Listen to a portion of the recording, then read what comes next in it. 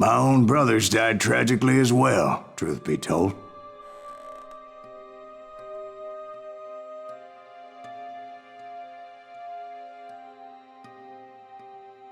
It was 1868, and me and my older brothers were pulling a tidy profit running cattle into Juarez, Mexico.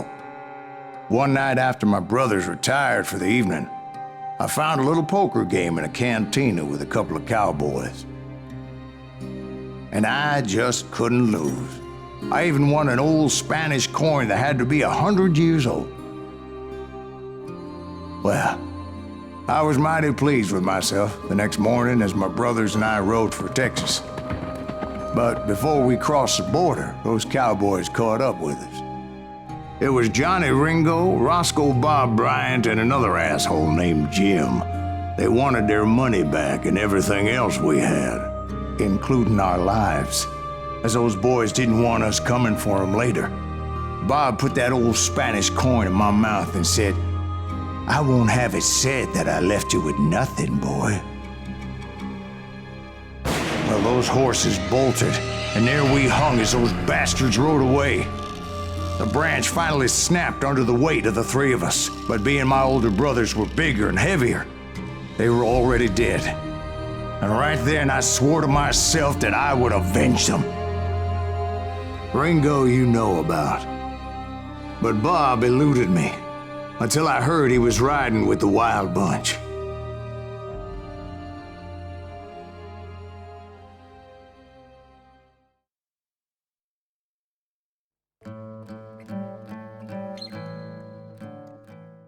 I'd been on their trail for months, ever since they left their hideout in the Bighorn Mountains. Led by Butch Cassidy, they were a loose association of outlaws who robbed banks and trains from Colorado to Montana. Among them was the Sundance Kid, and that murderous hombre I was tracking, Roscoe Bob Bryant. Were you a part of that giant Pinkerton posse after the Wild Bunch? No, boy. A circus like that would have slowed me down. Besides, I wanted Bryant all to myself. I'd heard about a large shipment of gold being transported to Wilcox, Wyoming on the Overland Flyer. They blew the bridge with the intention of forcing the train to stop. Well, I assumed the Wild Bunch was likely in the still intact part of the train high above, so I had no choice but to make my way up through the passenger cars dangling down. I was determined to make that sumbitch Bob pay for what he did to my brothers.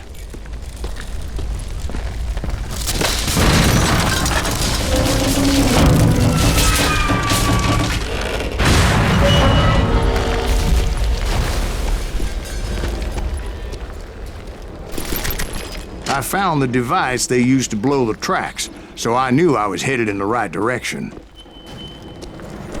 My ears are still ringing from blowing up that bridge. What'd you say? I can't hear a goddamn thing. Well, I made my way off unscathed and came upon a few members of the gang and had no choice but to dispatch them. From there, I had to negotiate an even more precarious route. But first, I would need to get my ass out of there.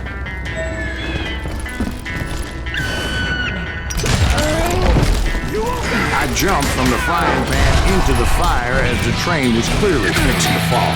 I found the gang, but in order to find old Bob, I needed to fight my way forward past a whole passel of desperados.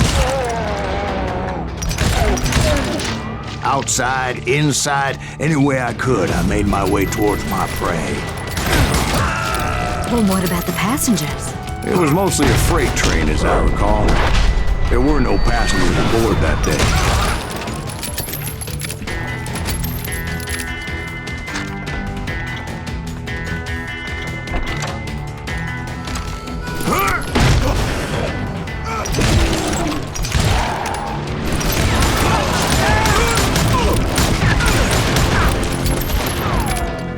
Those are my friends you killed!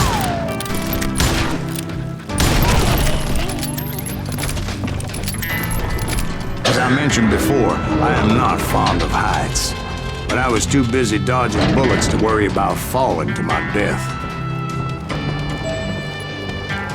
Odds were I was likely to die that day anyway. So I was determined to take down as many of those bastards as I could.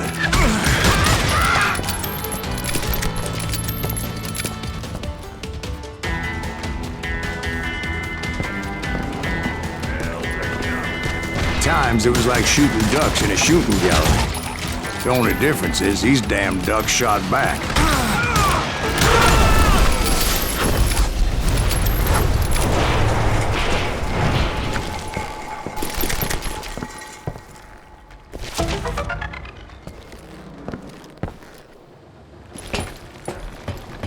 I kept hoping the law would show up and give me a hand. You mean like that giant Pinkerton posse that I read about? Did they come riding in, guns a-blazing to help?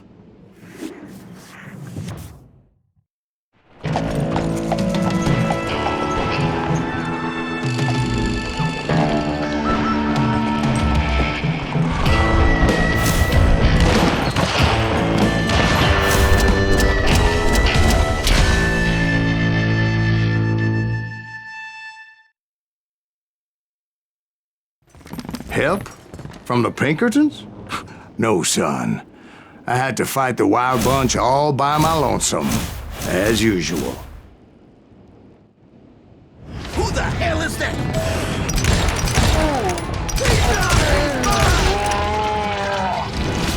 Okay, now you're really retreat!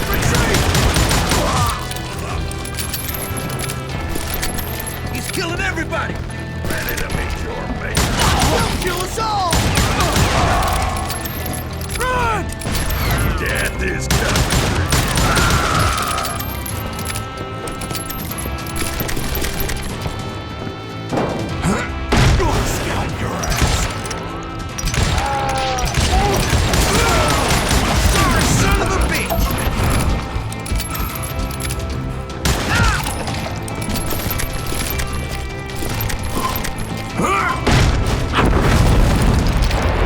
My guess is those dime novels didn't portray this as it happened, did they? Only a few stragglers were left. I had to cut them down pronto if I was going to stay on old Bob's trail.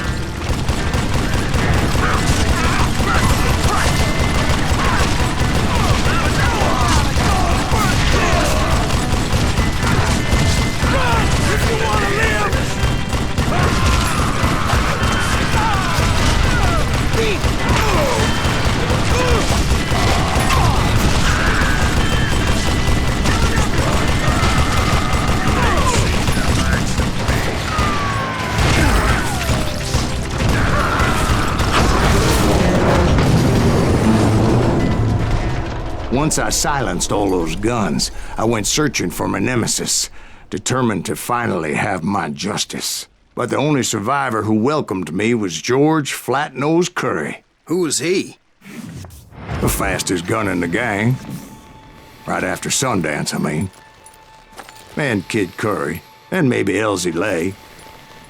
Though some folks might dispute that.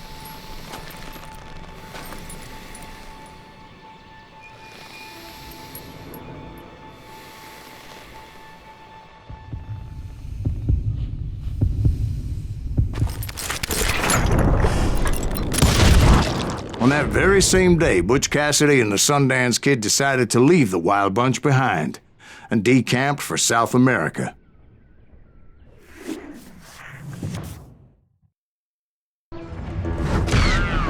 They ended up living down there for many years, but I'm sure you already know all about that.